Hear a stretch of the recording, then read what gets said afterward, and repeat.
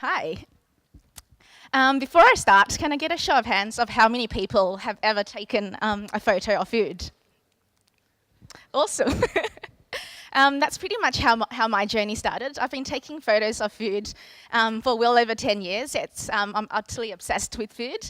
And I guess if you bring it back to a time before Facebook and even before blogging, the way that I mainly shared food, I guess, was sharing it through Instagram. Sorry, not Instagram, through email and instant messenger. I would drag my camera out of my handbag and show my family and friends the latest eats that I had discovered, whether it's different cuisines or different suburbs. And then I learned about blogging at uni. So this was quite an early stage before WordPress even had that five steps to install. We learned how to code our own movable type blogs on servers. So I thought it would be the best way to start up the blog so that I could essentially communicate the same thing with the same amount of effort, but more efficiently get that across to more people by doing the same thing.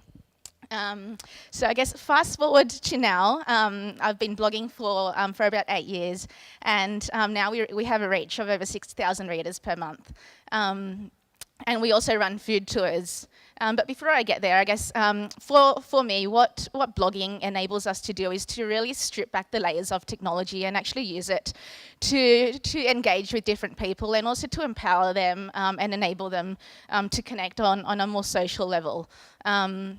When we think about blogging, we always tie it back down to what it actually stood for. So when it still stood for weblog. So for us, blogging it's a really personal and raw experience which we share with our readers. So after a while of blogging, I eventually found that people outside of my close circle of family and friends had suddenly been reading a blog. It wasn't just my boyfriend at the time, who's now my husband, or my mother reading the blog, but just random strangers emailing me about different places, saying how awesome that eat that I had shared was and how much they loved sharing that with their friends, or emailing me other places that they wanted to try. It's really hard condensing what I've done in 8 years into a few minutes, but I've got a few pictures from certain events that we've run. So that particular example is from one of our tours around Granville.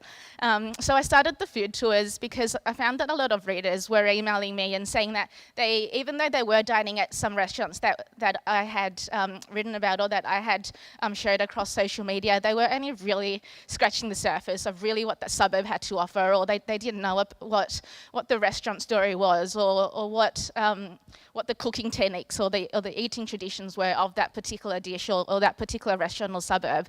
And the whole concept behind food tours is that I'm always organising food crawls with my friends. So one of our most popular stories on the blog is actually the best Korean fried chicken in Sydney. So I dragged a handful of friends across Sydney, and in one day we ate at 5 different Korean fried chicken restaurants. So that blog post is one of our most popular, and that picture there is from one of our first meetups. So the food tours essentially are events that run recurring every month for mainly Sydney-siders. I've had Sydney-siders who've lived in Sydney their entire lives for 30, 40, 50 years and have never stepped out to discover the suburban gems that Sydney really has to offer. So we run tours all around Sydney. For example, there's a Vietnamese one around Cabramatta. We're about to do a one around like Canberra as well. There's one to Sydney's Little India around Harris Park. One of my other favourite ones is our Sydney Farmgate one, where it's an entire day experience on a Friday. We take people out to meet different producers and growers to really share their story and buy direct and support them. We're about to do a Laos tour as well.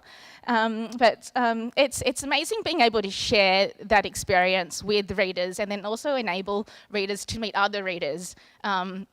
But in particular, from the tours, it's great when they're able to then share that experience and bring that back to their own circle of friends or their own families. So most of the time, they'll be inspired by a particular dish, and then they'll go home and learn how to cook that dish and share that beyond that people. So I guess the reach in that sense is much larger than what I ever would have imagined.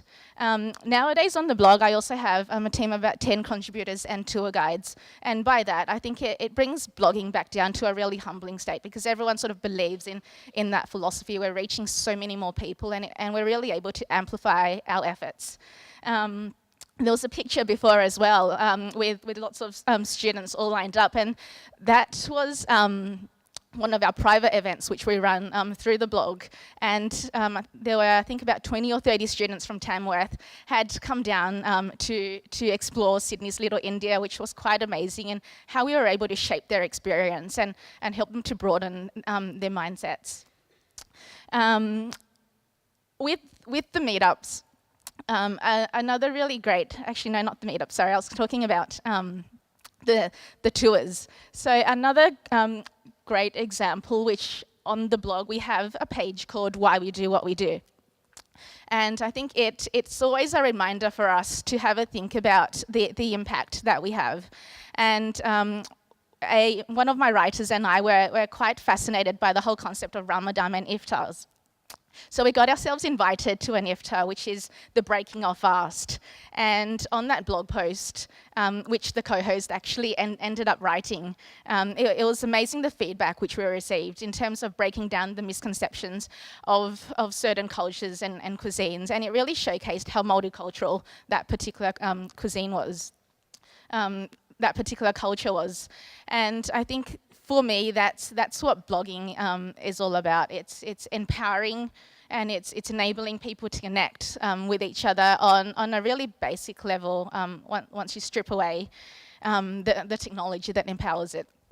But I guess what I'm here today for is to really invite everyone to have a think about how we can collaborate. So whether or not you know a great restaurant, or you know someone who produces a particular food or a food service, and needing help to spread that story, or if you know someone super passionate about a particular cuisine or culture and can run one of our food tours with us, or someone who wants to co-host or sponsor a particular event, would love to chat to you. Thank you.